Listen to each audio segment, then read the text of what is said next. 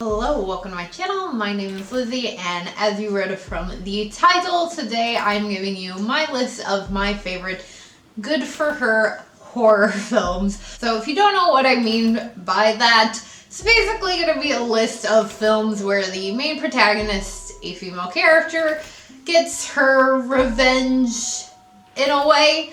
They don't necessarily have to be just revenge films, but something within the film can happen where you're like, you know what? Okay, good for her that she killed all these people. I'm sure you've heard about it. I feel like it's a term, or people have been referencing that for a couple, at least months now. Kind of making that joke of well, good for her in that horror film. So this is my list that I'm going to be doing for today. If you are not aware, February is Women in Horror Month.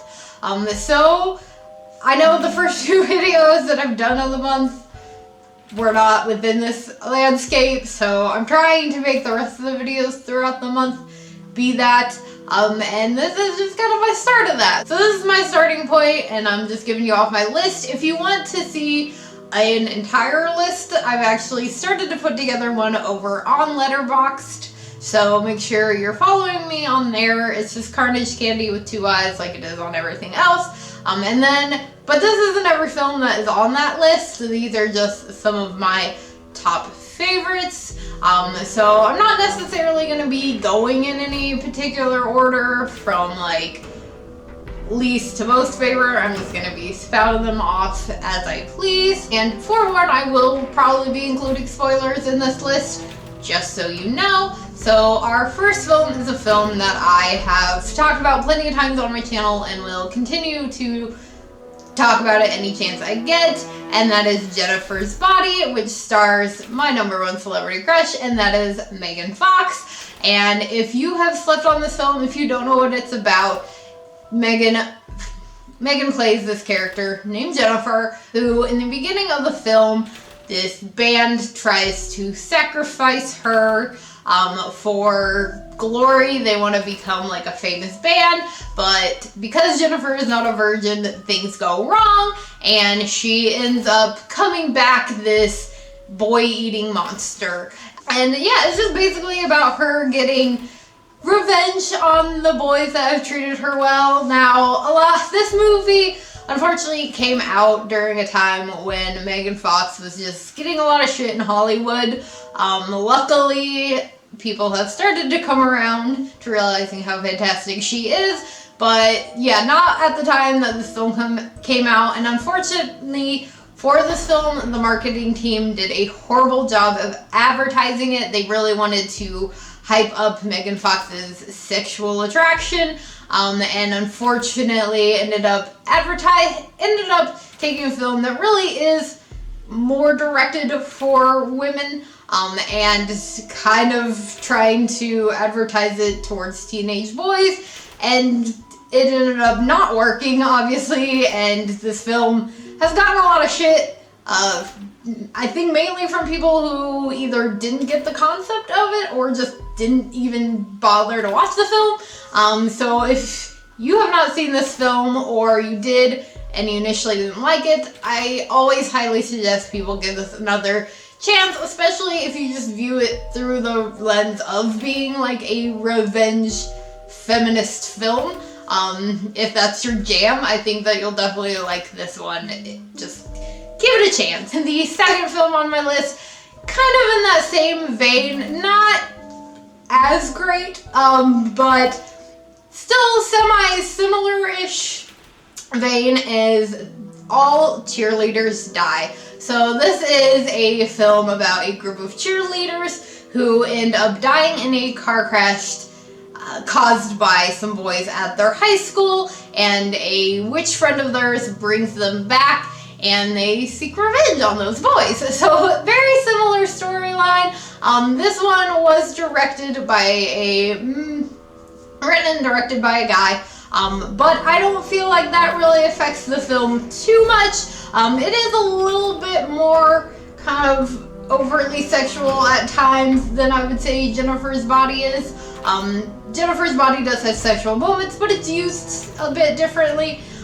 This one I still think is does a fantastic job, and I still think it's a great female revenge feminist horror film. And if you do like Jennifer's Body but you haven't seen All Cheerleaders Die, definitely check it out. I know that it is available to watch on Shudder. Now for the third film on my list is American Mary. I know most of you have heard about this film. Now, if you have not seen American Mary, it is directed by the Sosko sisters and it stars Catherine Isabel, who of course we also know from Ginger Snap, another film that I think is a fantastic good for her film.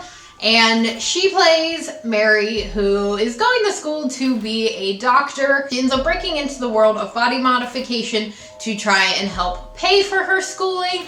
And she ends up sexually assaulted by her teacher mentor, and that drives her even deeper into the more underground side of body modification.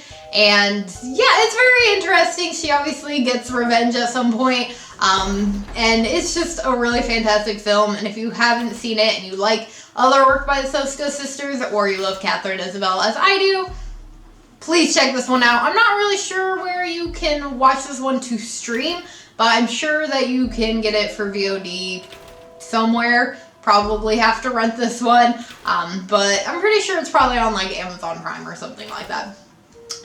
And now for my fourth film on the list is one that I actually watched not too long ago and absolutely fell in love with, and I did do a review of this one, so I'll leave a link. I'll leave a link if I've done reviews of any of these, and that is Ready or Not. This is a film that I feel like I always see when people are referring to good for her horror films. It stars Samara Weaving, and she plays a newlywed who, on the night of their wedding, is roped into this game with his wealthy family. And every member of the family, whenever they get married, their significant other, whether male or female, has to play this game. They come from a family of like board game creators, and they have to pull a card, and generally it's something pretty innocent, but unfortunately for the bride, she ends up pulling the hide and seek card, and this is a deadly game where if you get that card, the family has to hunt you down and kill you, or they believe that bad things will happen. And and oddly enough, it is actually a horror comedy, and it is really fucking good, and she ends up getting away, is the best way to put it, because if you have not seen this film, again, highly suggested, because wow, what a ride, what a fucking ending that film had, and I instantly fell in love with it. And it made me super excited for the people being involved with that film and the fact that they're involved with Scream 5. So I definitely feel like it's gonna be in good hands. I'm hoping. Fingers crossed. Now on to the fifth film on this list, and just definitely one of my favorite horror films of all time, and I think it's definitely probably just number one for this list, let's be honest. Even though I said these weren't in any order, but I feel like it is the perfect representation, and that is Carrie, which I don't think surprised anybody. If you know me, you know that I absolutely love this film. Of course, I am talking about the original, and I know all of you probably know what Carrie is about, but it is about a young woman with telekinetic powers who is bullied throughout her high school years, and and just when she thinks things are starting to look up a little, she gets asked to the prom. She's figured out that she has these new powers. She's starting to kind of break away from her controlling mom. The bullies make it even worse. They take revenge on her at this prom, and she ends up taking revenge on them and killing everybody. Basically everybody. Unfortunately, some people who maybe didn't deserve it in the line of fire, but for the most part, everybody in this film basically deserved it. Everyone's real shit in this film. And yeah, it's just the number one film when it comes to, I think, talking about female revenge and good for her horror films. And I highly suggest, if you want a really good in-depth dig into this film, especially the concepts of female revenge and the characters within this film, the good and the bad, I highly suggest listening to Good Morning Nancy's review of this. They are a horror movie podcast run by two women, and it's a very feminist heavy podcast, and that's coming from them themselves. So, you know, if that's not your jam, I mean, it should be, but if it's not, just letting you know. But they take a really good dig dive into this, and there was a lot in the film that I hadn't really even thought about. There were characters that kind of almost on the surface appear like good, that they really like dig into, and you realize like, oh yeah, they were kind of not being great to Carrie either. So highly suggest listening to their episode on this film. But yeah, that is my list, just 5 short ones. Like I said, there is a longer list and I'm still working on it, so if you have any that you highly suggest I put on there, let me know in the comments below. But yeah, you can check out that list over on Letterboxd at Carnage Candy with 2 Y's. And if you did enjoy this, please do give it a big old thumbs up. Make sure you hit that subscribe button for more horror related content. Before I go, a quick shout out to my Patreons. Thank you guys so much for helping to contribute to the channel. If you know the perks to being a Patreon, links are in the description below, along with all of my other social media. And I'll see you guys again later with another video. Bye!